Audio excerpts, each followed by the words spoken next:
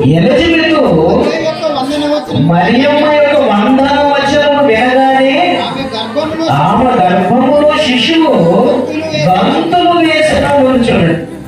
ఎవరి గర్భంలో? ఎలిజబెత్ గర్భంలో ఉన్న శిశువట. ఏమంటే ఎలిజబెత్ గర్భంలో బిడ్డ పెరుగుతుందండి. ఎలిజబెత్ గర్భంలో బిడ్డ పెరుగుతుంది. అప్పటికి మరియమ్మ గారు వందనం చేసేటప్పటికి ఆ బిడ్డ యొక్క వయసు ఎంతప్పుడు 6 నెలలు పెద్దవాడని కనిపిస్తున్నాడు యేసుక్రీస్తు వారి కంటే. మరియమ్మ గర్భంలో ఎవరున్నాడు? యేసుక్రీస్తు వారు ఉన్నారు. మరియమ్మ గర్భంలో యేసుక్రీస్తు వారు ఉంటే ఎలిజబెత్ గర్భంలో ఎవరున్నారు? యోహాను గారు ఉన్నారు. మరియమ్మ గారు ఎలిజబెత్ దగ్గరికి వందనం చేయడానికి వెళ్ళిందా లేకపోతే ఇంకేమైనా చెప్పడానికి వెళ్ళిందా? ఇన్ని రోజులు మీరు చదువుకున్న వచనం ఇంకోటి కనిపిస్తుంది చూడండి. ఇప్పుడు దేనికి వెళ్ళింది చెప్పండి. నేను ఒక నిమిషం సైలెంట్గా ఉండిపోతాను. మీరు చెప్తారా? చెప్పగలరు మీరు? దేనికోసం వెళ్ళిందా?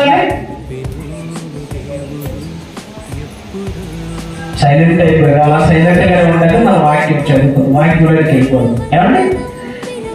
మరి ఒక వందనం వినగానే ఆమె గర్భంలో ఉన్న శిశువు ఎవరా? శిశువు యోహాను గారు. ఎలిజబెత్ గర్భంలో ఉన్న యోహాను గారట.